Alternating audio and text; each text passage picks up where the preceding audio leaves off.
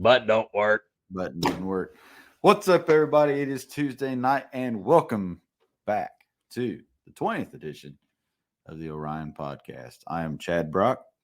And I am Zach Bailiff. I'm out of order again. I did it again.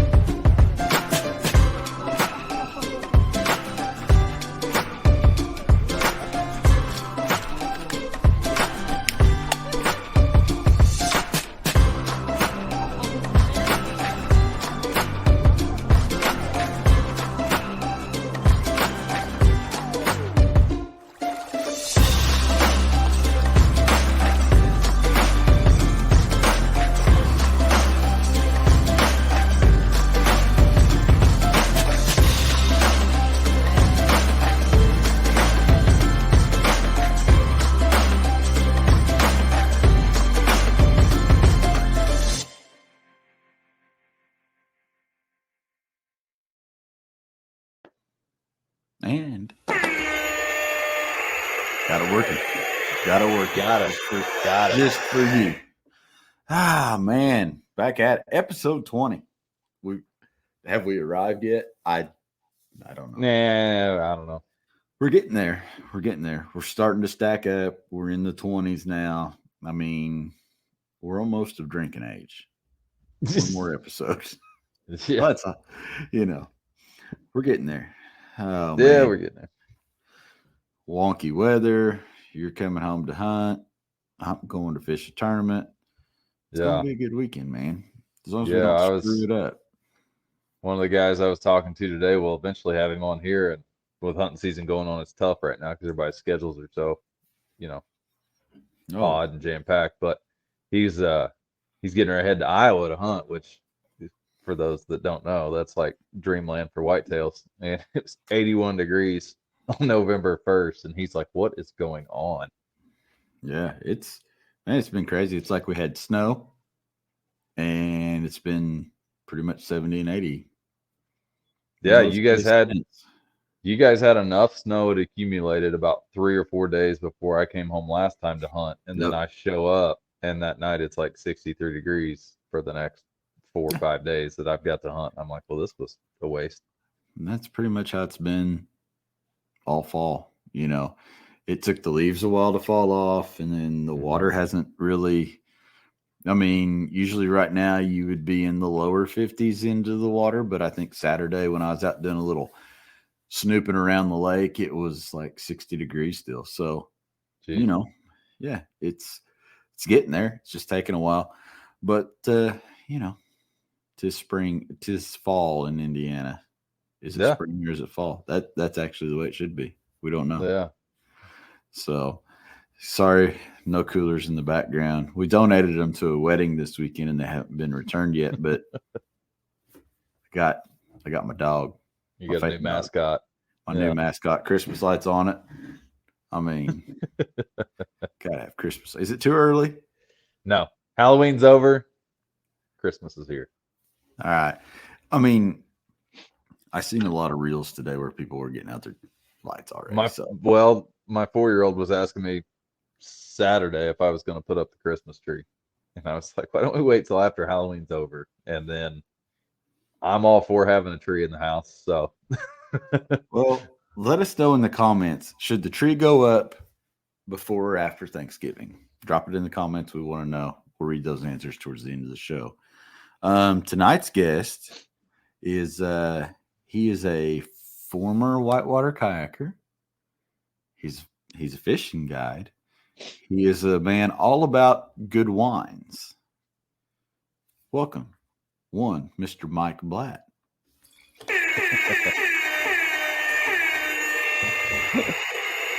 I threw in a couple extra because I missed it in the intro.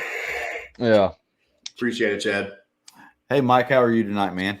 I'm doing all right. I'm solo parenting this week. Well, let's see, through next week.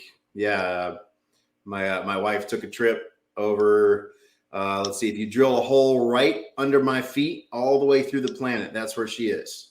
Oh, wow. Wow. She's in Korea this week. So, Goodness. Yeah. So, well, let's jump into this thing, man. So we always ask on the Orion podcast, the first question out of the gate is we like to hear from our guests and kind of start the story off with, how did you get interested in the outdoors? What brought you to the great open? Wow. There was a myriad of things. I grew up in New Orleans, Louisiana, where you guys are talking about these seasons. New Orleans is famous for having one day of fall, one day of winter, and one day of spring, and the rest is just summer. If you're lucky enough to get out into the coastal lands and go fishing out by the oil rigs, you might get a little more breeze out there.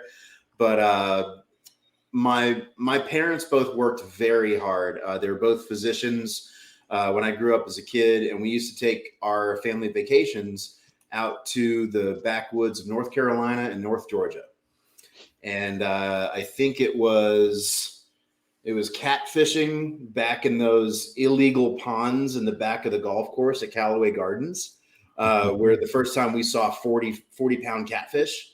And then it was mountain biking and horseback riding with my mom, my dad, my brothers in Western North Carolina, where we eventually moved to when I was about 14 or 15 years old. My parents sent my brothers and I to a summer camp in Hendersonville, North Carolina. And then they moved us from New Orleans to Waynesville, North Carolina, which is about 40 miles west of 40 minutes, 20 miles west of Asheville. And we all got bikes and we all got kayaks, and we just became that outdoor family. And we did it all. There you go. So what part led you to whitewater kayaking? How did you get there? There was a kid in my cabin in summer camp when I was 14. I went to Falling Creek Camp in Tuxedo, North Carolina, who was a sponsored kayaker. This is 1996. Oh, wow. And I believe he paddled a Dagger RPM. And the cool trick back then was a stern squirt, where you just put the tail of your boat in the water and the nose of your boat sticking up in the air. And it was the coolest thing. Learned how to roll a kayak. I think my brothers just started kayaking right then and there. And then my mom and my dad both got kayaks at Nantahala Outdoor Center, the big fall festival, the Guest Appreciation Festival that year. And then we always went whitewater rafting around Western North Carolina, and we just decided as a family to take the very next step, which was logical. How can this go wrong? If you want to hear a funny story later, we'll get to my parents whitewater kayaking. We're all about that. We've got nothing but time. Oh, if they're watching, all right. So, Dad, I'm sorry if I butchered this story, because this is mostly his account. But when you're whitewater kayaking, when you're learning in a lake, you learn how to roll. And when you're being spotted by somebody, you can do something called a Eskimo rescue for an Eskimo roll. So you turn upside down, and if for some reason you miss that roll, you put your hands on the bottom of the boat, and your partner comes up to you and nudges your boat. And so you're doing this on the side of the boat upside down, and you can feel their boat. So my parents, both brilliant physicians, right? Like smartest people I know, besides my wife. I hope she's watching. My dad goes under, misses his roll. My mom nudges her boat onto his boat. Well, he's thinking in his head, she's on this side, when in fact, she's on that side because he's upside down. So he didn't put this together. And all he can think about is, I think I just redid that life insurance policy. Is that really going to happen right now? This can't be it. And so, of course, you pop your skirt, you do a wet exit, and he comes up yelling like, "Where were you? Where were you?" And and this is one of our favorite stories to tell around new friends, new family, because they're so honest about that. And I'm glad I wasn't there, because I just would have been like, Dad, Mom was right again. You were on the wrong side. So after that, none of us volunteered to go work with them on their role in the lake. Well, I could see that. So that's got to be, so you're in the Northeast now, coming from New Orleans and the Carolinas and stuff like that, where it's been warm, man. I know we've talked about ice fishing a little bit, but man, how'd you get acclimated to that? So when we weren't traveling, mountain biking and whitewater rafting or kayaking, when we lived in New Orleans, you heard of this holiday called Mardi Gras? Just a little bit. Kind of a big thing. I have been to Mardi Gras on Mardi Gras Day twice in my life. Once I was dressed as a Ninja Turtle. My dad was Michelangelo. I was Leonardo. My mother dressed up like April O'Neil. And then another year, we dressed up like Cats. We were obsessed with the musical at that time. Every other time, we would actually fly out. My parents found Park City, Utah in like 1989. This is back when lift tickets were $29. And so we started skiing out west. And that's just what happened. So I thought Deer Valley ski instructors were the coolest thing, right? I had a ski instructor when I was a kid, moved to Western Carolina. There's a little ski area near our house called Cataloochee Ski Area. I start teaching snowboarding and then eventually start teaching skiing. And then after I went to school at Appalachian State, taught at the Little Mountains there. And then I had a month-long winter break, full month that I didn't have anything committed between my last two senior semesters. And I called up the hiring manager at Deer Valley and I said, hey, can I come work there for like a month? So I did. And it snowed 3 out of 4 weeks. I called my dad, told him that I wasn't going back to school. So I took a 7-year winter break. During ski seasons, I spent time at the Ocoee River and paddling all over the world, Australia, Central Europe, and other places like that. Basically, anybody who invited me to come visit them in another country, I went to go visit. And I got acclimated to the Utah winters, which was a good stepping stone. The first time I got new boots when we moved to New England 3 years ago, I said, I don't need the heated liners. Don't worry about that. And they said, where are you from, boy? And that first winter, that first cold day, this is a new kind of cold. I thought I was ready for it, and I got a little better. And then last year I started ice fishing, and that was an entirely new planet for me. But like you said earlier, Zach, the weather's really not doing what it should be doing right now. I went fishing today. The water was 55 degrees. The air was 65. And luckily the trout were not scared. I just started trout fishing last week, maybe last week. And I just thought I was bad at trout fishing, but it's actually the weather. So right now we're cruising. It's a really beautiful fall. We lost our leaves a couple weeks ago, but I'm enjoying this. When people say, what's the weather going to be like if we go fishing next week? The end of October. And I say it's a high of 80, low of 20, chance of rain, sleet, or snow. Yeah. That is New England. Yeah. And man, the cold is, I remember the first time I stepped off a plane in Connecticut, in Hartford, and it was cold and it was snowing and it was winter. It's just different. It is a very different kind of cold up there. And there's not a lot of moisture in it. It's just cold. It's just the only way to describe it. Of course, people in Antarctica and Alaska are going, come up here. Yeah. But so talking about guiding, and I mean, you've done all these amazing things. How in the world did you make it to fishing guide from those different activities? That's wild, man.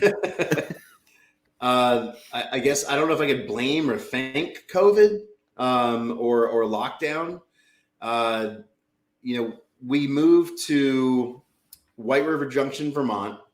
My wife, my daughter, and I. She just graduated from getting her MBA at Dartmouth last summer, and we moved here from. And we'll get to the 9-year career in the wine industry later, Chad. But San Diego for 9 years, which has no weather. So we moved here 3 years ago. My wife just graduated, got her MBA, and the running joke was, when she called me to tell me she wanted to move up here, I said, well, let me Google this. I didn't know where Dartmouth was. I didn't know where she was. And so she said she wants to move here and go to school. And all of a sudden, I see that there are 7 of the best ski areas in the United States within a 90-minute drive of where she wants to go to school. And so I said, all right, well, I've been on a 9-year hiatus. I can teach skiing again. Why not? So the running joke was Mike wanted to teach skiing again. So Sarah gets into this Ivy League MBA program. And that's exactly what I did. I taught very part-time at Stratton Mountain in Vermont. And they have a great kids program. So my daughter went to the kids program while I was teaching skiing. And then COVID hit. And we had this extra time in the spring and then bleeding into summer of 2020. And we live right next to the Connecticut River, which divides Vermont and New Hampshire, right in the central parts of the state. And it's this beautiful flat section of river. It's dam controlled, rarely runs above 5,000 CFS. But it's a lake, basically. It's a moving lake.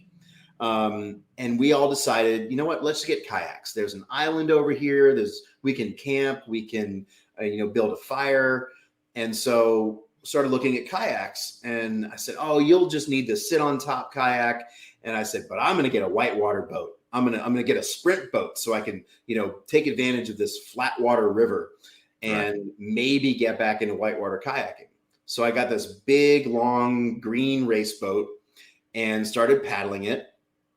And then one day after fishing from shore with my daughter for the umpteenth time, we had a lot of fun catching fish. The Disney themed frozen Elsa rod is still the favorite of the family. It still works. I took my wife's kayak, paddled across the river, and in 2 hours caught 20 fish. And I said, okay, this is a thing. So I Googled kayak fishing, and that was a can of worms. And then realized this is almost as expensive as skiing and whitewater kayaking combined. Absolutely. So one day my wife says, you just try to find a different way to pay for this. You've been teaching skiing for so long. You're a great teacher. You teach people how to fish. And you guys are looking at what my last name is Blatt, Blatt. And we call this gear shack or the garage the Blatt Cave.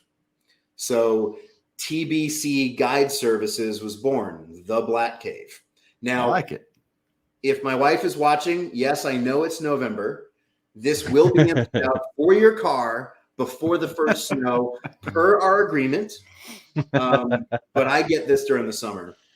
And so I started taking a couple people fishing. I started in like August or September of 2020, which is not a good time to start in New England fishing. I can imagine that. So 2021 was when I first, filled out all the right paperwork to start the company, and quickly got on Google's search engine, and people started finding me, and started fishing with people who wanted to kayak and see the sights, but then maybe a significant other wanted to fish at the same time. Lots of couples on these trips. It's been great.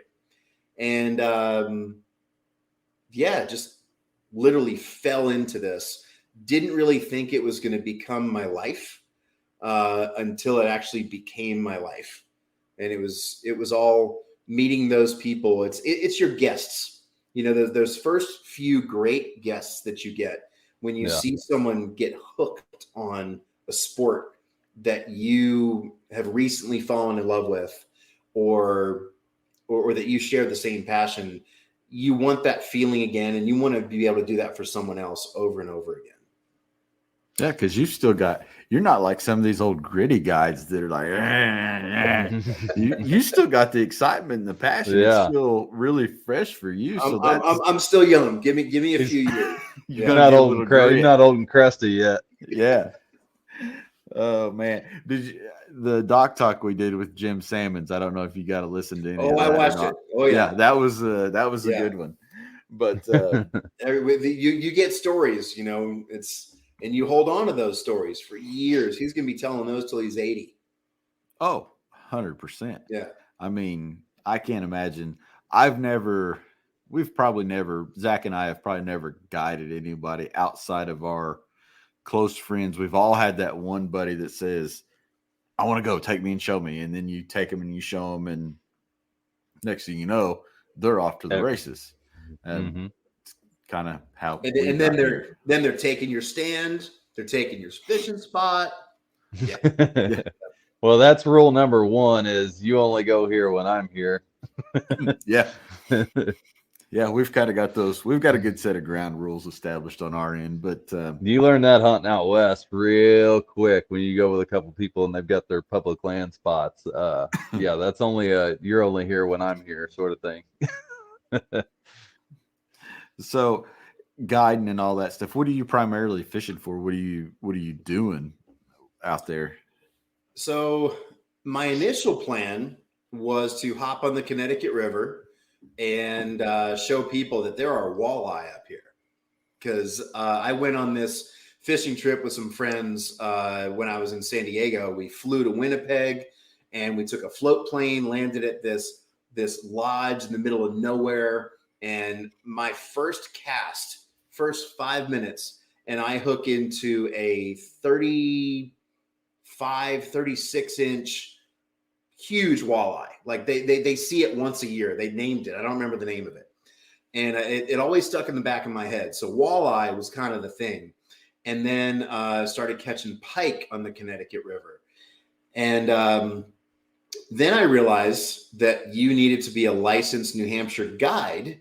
Even though I lived in Vermont, it divided New Hampshire and Vermont. You have to it's owned by New Hampshire. Unless you catch a fish in less than 18 or 12 inches of water on the Vermont side, if you don't have a Vermont fishing license, that is an illegal fish if you keep it. So it's crazy laws on these border waters. So I'm actually on my 3rd step, becoming a New Hampshire licensed fishing guide. Took the written exam, took the map and compass exam. And after this whole story, let me tell you about my rescue scenario. But it just kind of, it bled into finding out what else is there. I did the responsible thing. I said, you know what? I'm going to do what I did when I was a creek boater. The number 1 rule when you're creek boating is you always go kayaking with somebody better than you. Whether it's creeking or river running, you know, they are going to save your life if you are in need of it. So I hired a guide. And my dad was here. I think my uncle was here. And we went fishing for bass, and it's the biggest largemouth bass I've ever caught. And these were small to this fishing guide, right? And so I learned some of these other waters in Vermont, and I start taking people fishing for bass. So it was mastered drop shotting on deep water, 20 feet deep, and just hooking into some huge fish. And they're catching 3, 4, 5-pound smallmouth bass, largemouth bass from a kayak and actually getting pulled on a lake. It was amazing to watch their face do this. And my daughter, I can't fish with my daughter anymore. I barely get a line in the water, and she's on her third fish. And she loves smallmouth bass. She uses Trait Zaldane makes this fishing rod with eagle claw. They sell it at Walmart. It's amazing, but it's made for women. It's purple and gold, and she has 2 of them. And that's her fishing rod. And it's so much fun. When I'm not finding fish, I take my daughter Grace, and I say, Grace, just cast where you think you should. And evidently she finds the fish. So it started with bass, lots of largemouth, lots of smallmouth. And then I get a lot of people that come up here. I'm listed with Airbnb experiences. I get a lot of international travelers. And these folks do not understand the catch and release thing. I can see that. They say, I want to go fishing for something I can eat. Yeah. And so we go target large bluegill, large yellow perch. And it's a different style of fishing. And it's been really fun learning how to fish for those fish in certain bodies of water. Just to caveat this, if you do come fishing with me, you want to take fish home and fillet them and eat them. I don't fillet your fish. So don't ask me to teach you how, or, I'm going to send you a video is what I'm going to do. I'm going to send you to YouTube. I'm going to send you here. But my wife doesn't like scales in her sink. So I don't fillet a lot of my own fish. I will have a fillet table in our backyard at some point. But the great thing about her traveling, especially for work, is she doesn't know when fish are getting filleted at her house until she finds that scale. There's always one scale, which is why I started trout fishing, because the scales don't get rubbed off nearly as much or at all. So yes, target species, freshwater, largemouth bass, smallmouth bass, yellow perch, and bluegill. And the pike are elusive, but during ice fishing season, that is the best time to get pike. And it's been really fun to learn how those big guys eat. Now, how are you staying up with, I think Zach and I would both be very interested. How are you staying up with different bodies of water and the different fish all at the same? I mean, that's got to be a heck of a lot of work. Yeah. You have to fish. Yeah. So my daughter gets on the bus at 7:10 in the morning. I am usually out the door by 8 o'clock, and I'm going to check out a new body of water, whether it's on the ice or it's moving water, no matter the time of year. When someone comes fishing with me, I need to say, I caught this many fish I don't tell them I caught this many fish at this time last week, because if they don't catch that many fish at that spot, but I know where they are. Right. It's constantly going out to find new lakes. And honestly, it's the sonar, it's the fish finders. I'm not using those to find the fish. I'm using them to look at the temperature of the water and how deep it is. So I'm trying to remember the contours of the bottoms of these. And these are small lakes. This is not like the South. The biggest lake I fish right now is 740 acres, and it has some rises and some falls, and it gets to 40 feet deep. Some spots it's maybe 50. Now the river, hopefully in the spring after I've passed my final New Hampshire exam, completely different.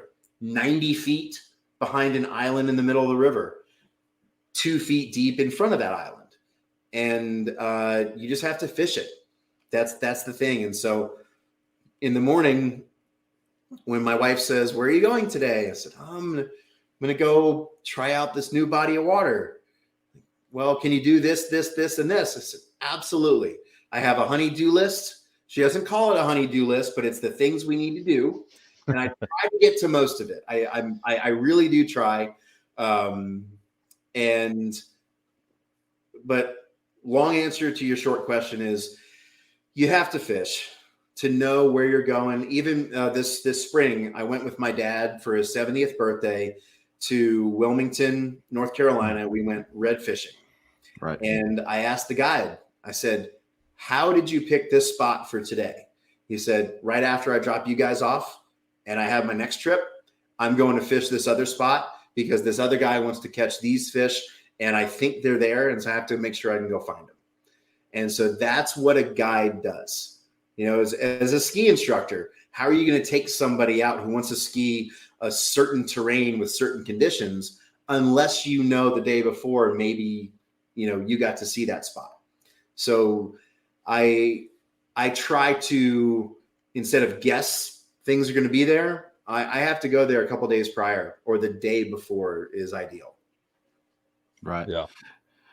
Now, how do you, I guess this would be the best question for yourself is how do you keep your body and your mind going during this? I mean, because fishing can be a grind. I mean, you can have rough body beating days out on the water. We've all been there and had it, and it's taxing.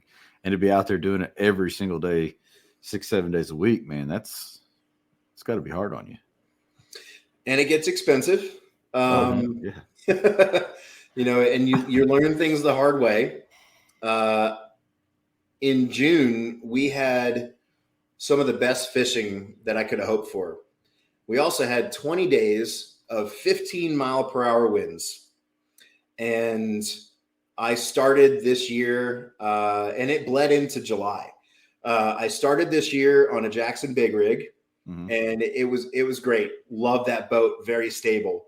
But man, with those 1.5 and 2 foot swells in that lake, that boat was swamped a lot. Especially I'm showing off my trolling motor. With this trolling motor on the front of the boat, it's even worse. And then when the NAR came out, this thing cut through the water. Yeah. It was great.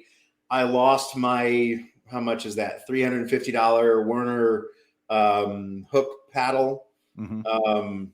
Lost one of those in the wind. And I have no idea. I went around that day and looked for it. I have no idea where it went. I know it floats.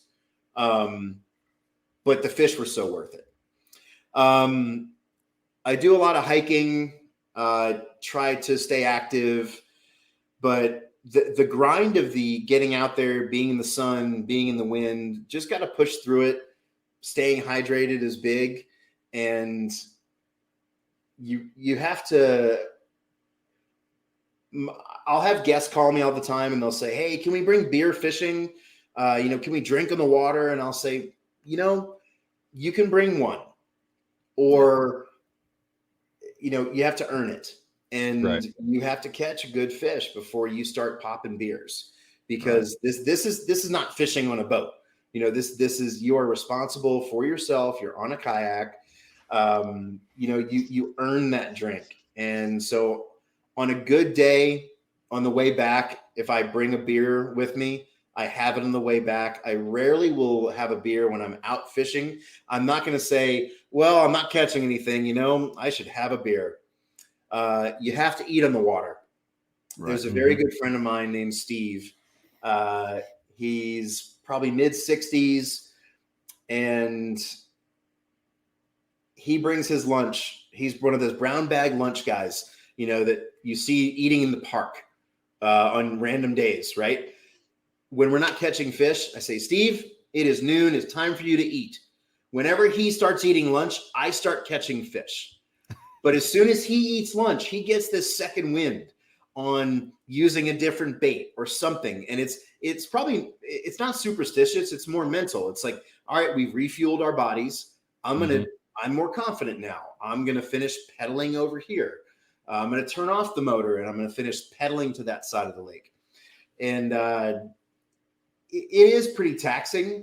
One of the whole reasons that you see this giant trailer behind me, 2 days into my 40s last year, tweaked my back. 5 days in bed. Don't you love the 40s? Oh God, I'm over it. My wife says, "Are you going to cancel that trip you have? In 10 days?" I said, "Nope. I'm going to push through it." And I pushed through that, but 5 days in bed, and I'm never lifting a kayak into or onto a truck again that weighs over 98 pounds. I will agree. Lesson learned. But the pedaling and the paddling, and you guys had a big talk on Doc Talk about this, Chad. Can you paddle these big boats? And you can, but you should. You should train yourself. You should go out on a day and go earn your fish. Go paddle for that 1 mile, 2 miles. Step up every time you can, because at one point in big water, if you decide to take a swim or your boat decides it for you, you're gonna wish that you had a little bit more lung capacity. Yeah, and you just have to stay a little bit more on top of it. As I sit here and drink my whiskey. Well, we've said it, I think, on almost every show that we've had to do with the fishing. It's not if, it's when. And it becomes a safety issue at a point. Yeah, it really does. It's like buying that $100 lure. It's like placing a bet. If you have the money to spend, great, please do it. But just know that every time you throw that, you might be losing $100. Yeah. And that's the way you got to go for it. Every time you go out, I still wear my whitewater rescue PFD, my astral green vest. Always goes on my body. I have a tether. I always will give one of my clients the other rescue PFD. I carry a rope. It's not moving water, but you just never know. No, you really don't. Have you had a situation where a client's gotten out and just the elements have outmatched them on the water, where you've had to kind of step in and say, "Hey, let me get you back"? I've never had that in a kayak. I've definitely had that on the ice. One of the common misconceptions is, I'm coming skiing, so I can just wear my ski stuff out on the ice. Mm-hmm. And the thing about skiing versus ice fishing is we are not constantly moving unless we are running over the ice to get to our next flag at our tip up.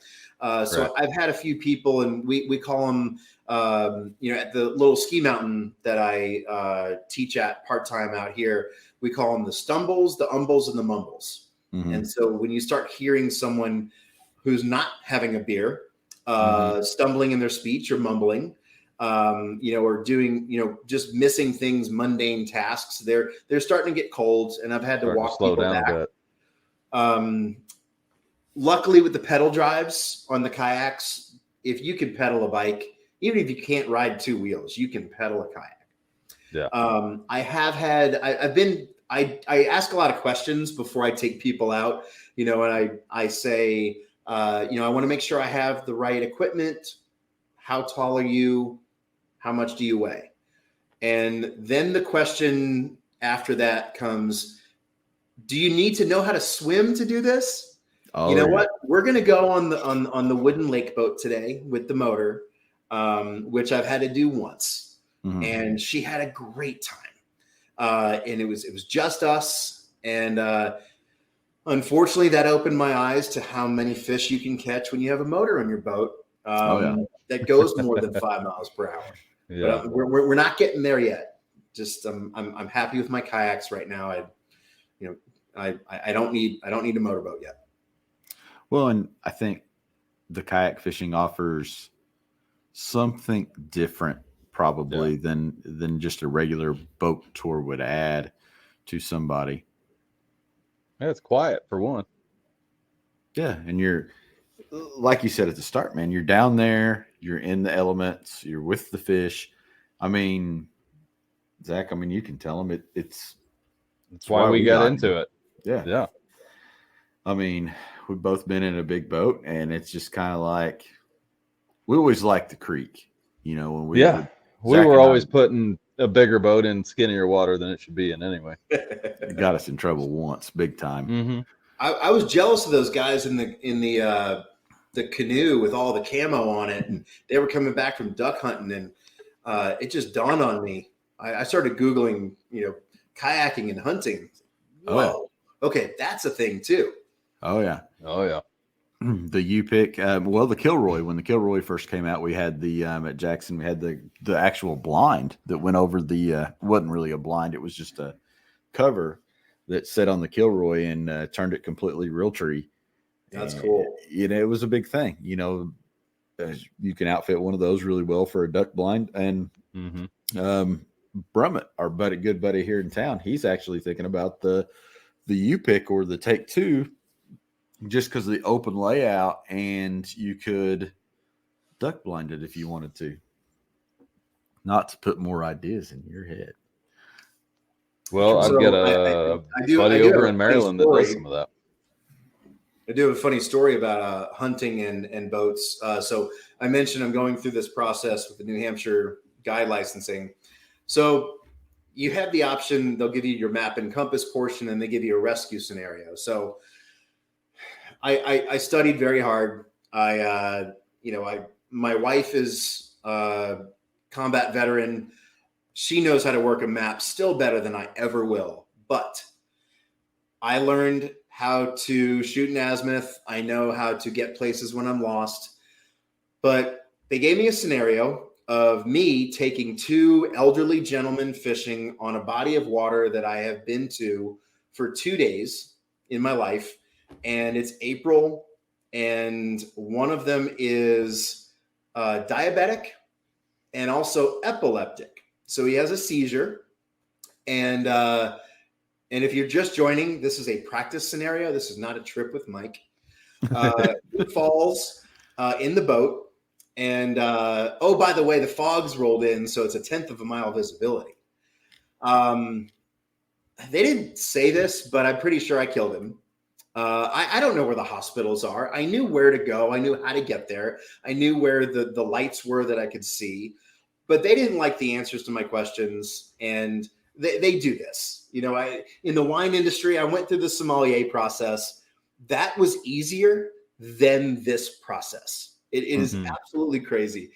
But during all this training, there were some people who were also going through the hunting training. And you have to pass a different written exam and also go through a different scenario. And one of their scenarios they trained on was Bob Joe and Jim Bob took a hunting trip with you. They're in a canoe. It's October. They're in this pond, and you're on shore. Well, you hear a shot ring out. Well, Jim Bob has shooting Bob Joe, or whatever name I made up, in the leg. Now, the bullet went through his leg into the canoe, and it's taking on water. What do you do? And so you have to know what to do, plug the hole with something that you have, and you have to yell from shore. And, and they say, oh, I'm going to go out there. Like, no. You can't go out there. You can't be a third victim in this. You have to stay on shore, yell commands. But I'm thinking of this, and, I've seen the movie Darwin Awards.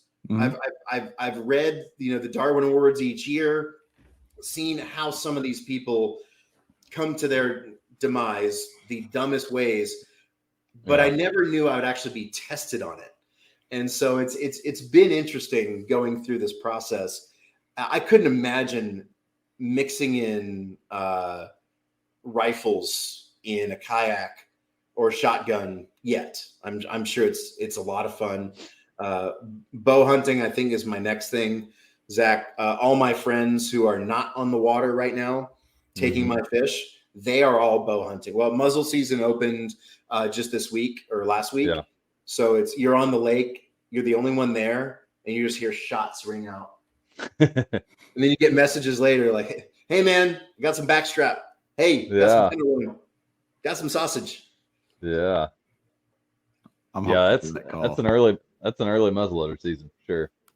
That's Vermont for you. Yeah.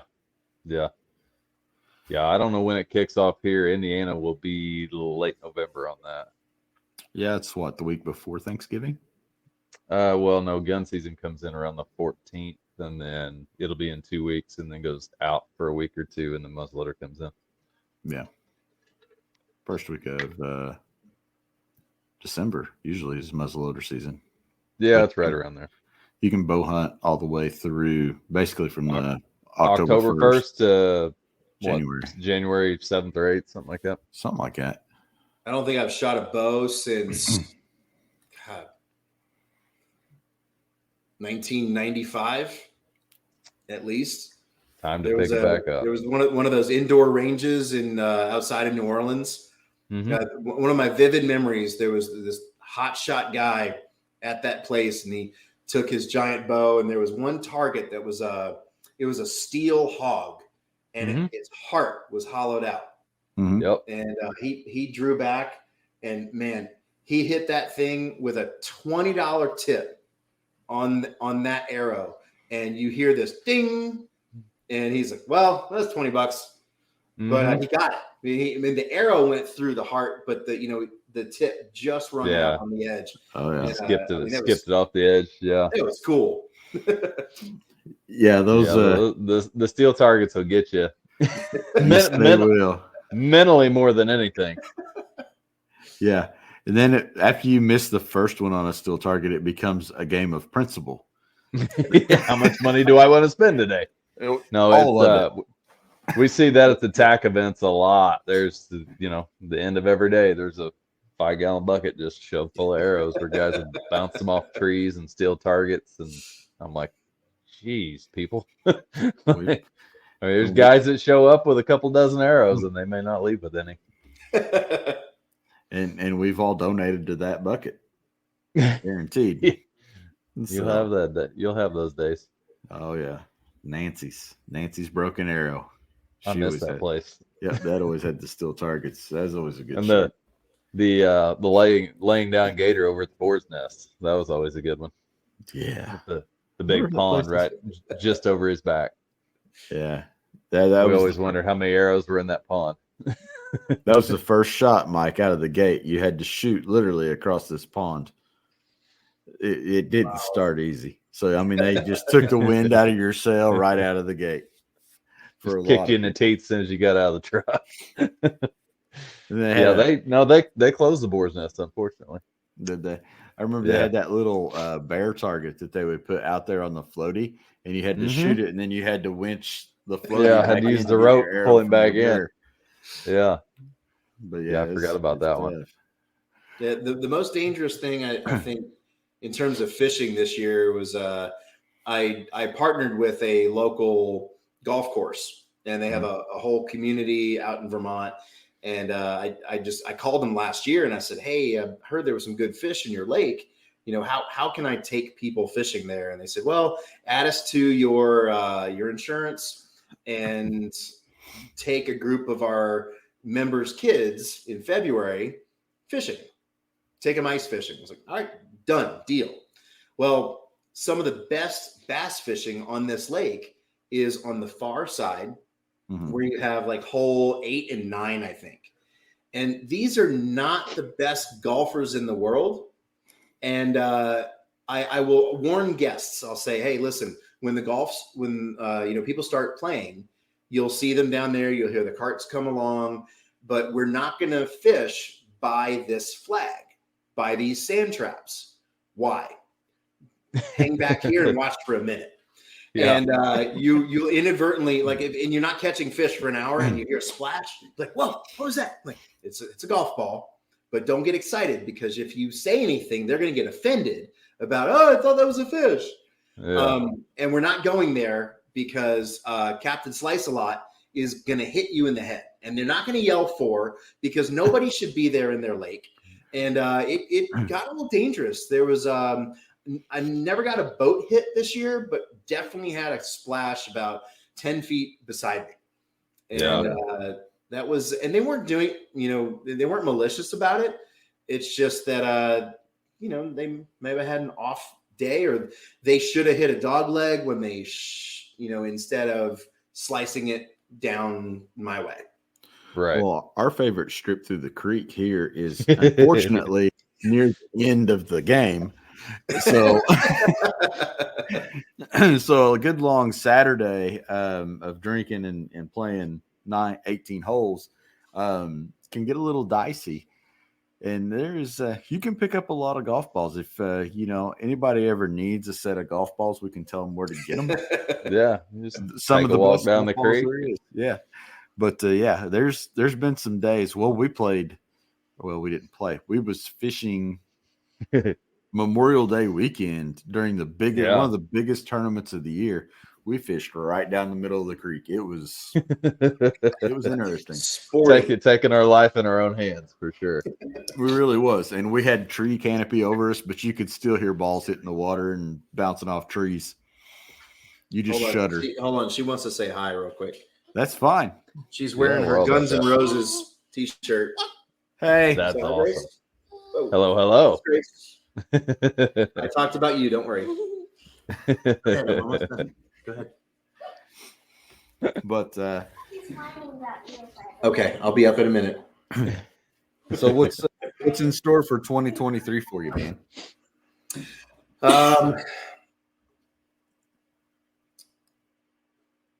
Since joining the Jackson kayak fishing team, which has been really cool, that was funny. So while I was in North Carolina, picking up my trailer, picking up my new Jackson kayaks, deciding I'm going to go Jackson, I'm going to stick with one brand.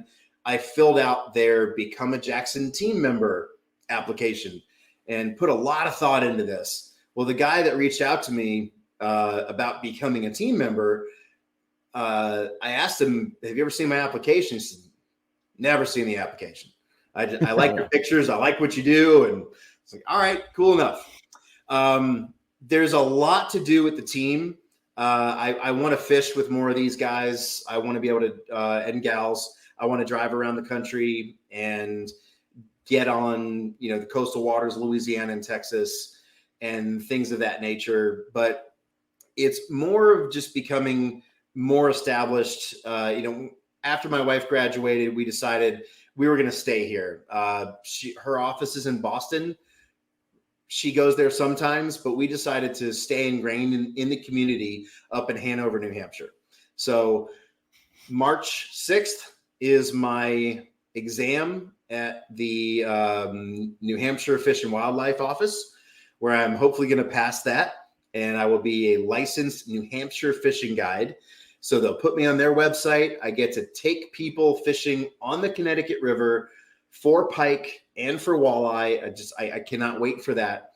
And also the fleet of kayaks is going to be all pedal drive optional. If people want to paddle, they can still paddle. But I feel like the pedal drive gives people the ability to fish a little bit more than paddle. Yeah. And so that's especially on those windy days. Yeah. Oh, and then those windy days. But 23 is going to be more of fishing with the clients that I've met these past 2 years with more updated equipment. The reason I have 2 Jackson NARs is because I want people to be able to step into the greatest and latest thing that Jackson has to offer. And the retailer is right down the road, an hour away.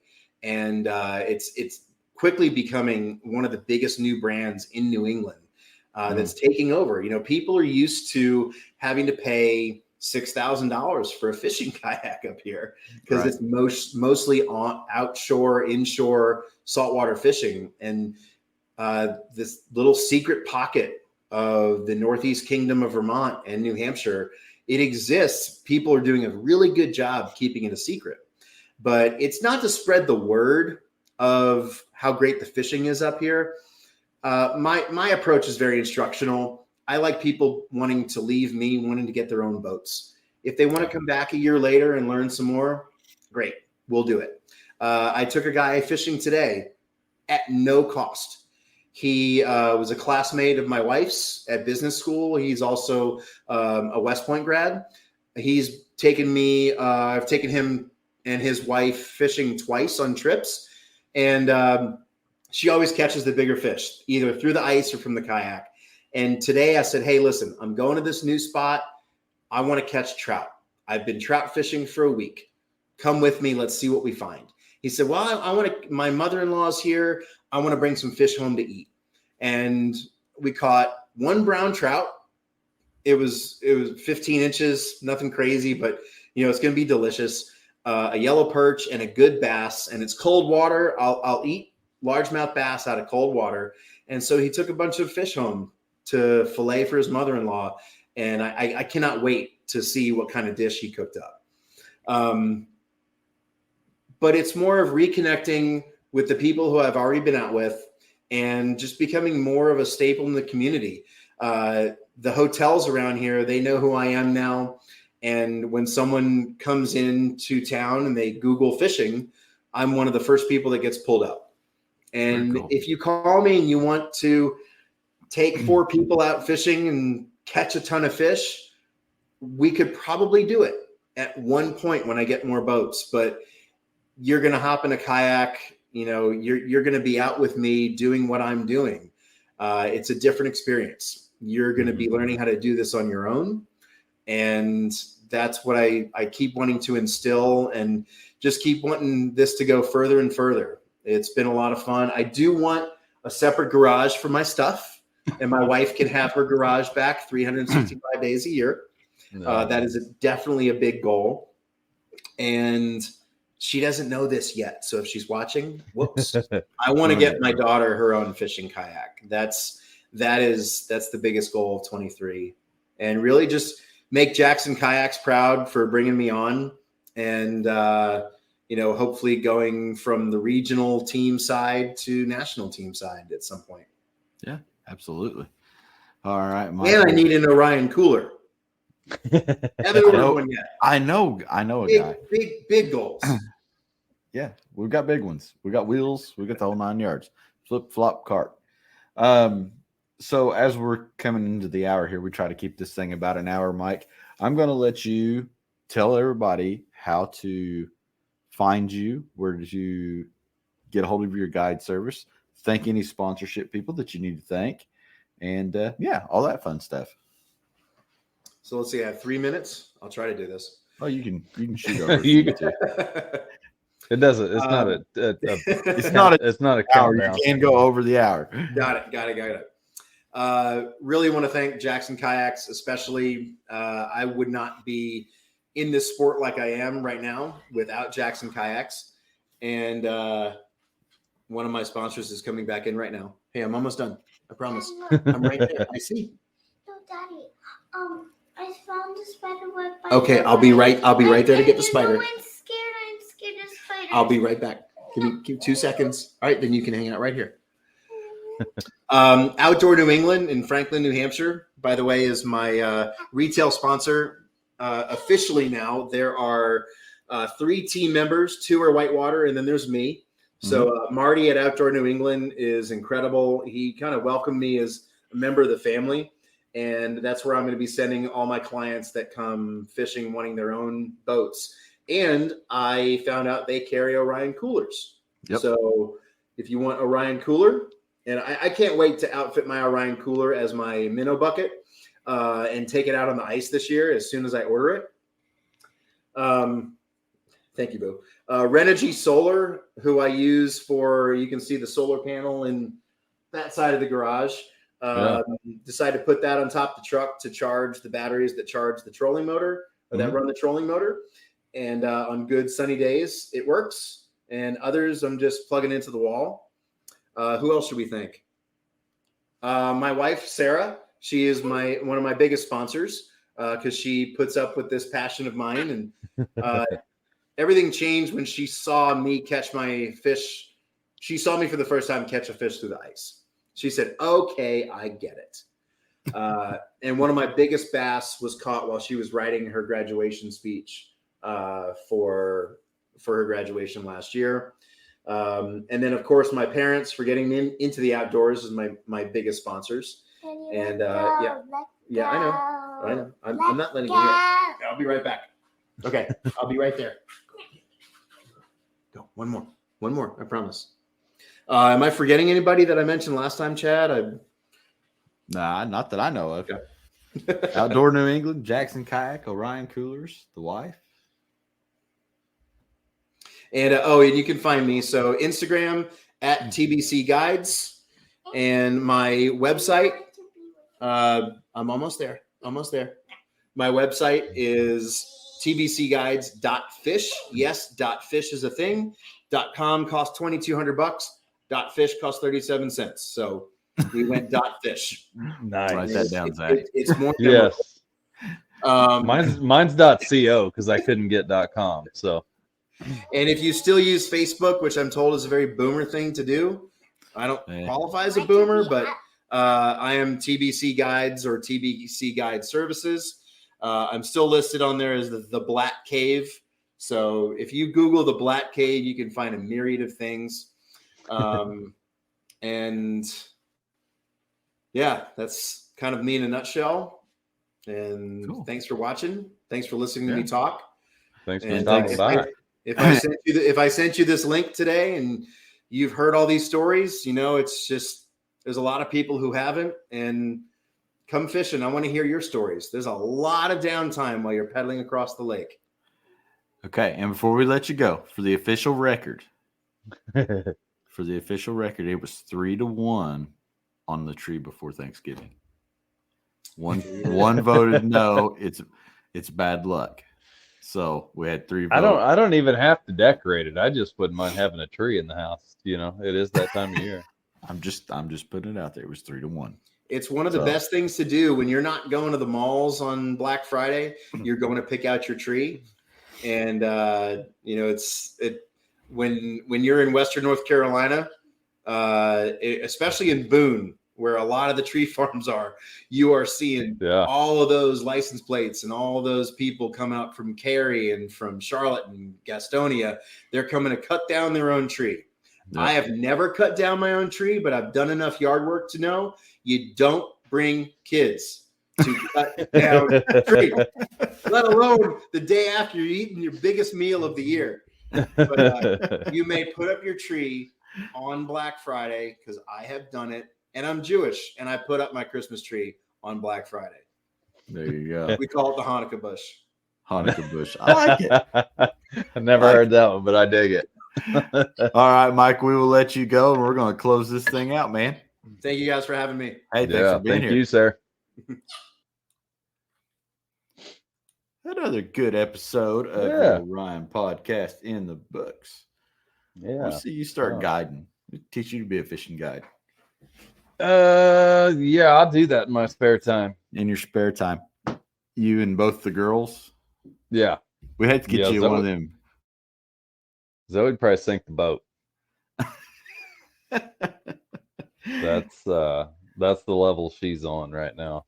So yeah, there'll be that. There's gonna be that. But so we will be back in action. Looks like, looking at the calendar, because it's a new calendar, the 15th of the fine month of November, episode 21. Come back and see us. Don't forget, stop by jacksonkayak.com. Pick up your brand new Orion cooler today. Cheaper than hopefully we have some stories about putting some deer meat in an Orion when we come back. I hope so. I can't wait for that call Saturday night. It's like, hey, you need to wrap this tournament thing up. I got a deer down. We got stuff. Bring your camera. Bring your camera. Yeah. Get out here. Yeah. All right, guys. Well, thanks for watching. We appreciate you. And we'll see you back here on the 15th for episode number 21. Good night. Later. Oh.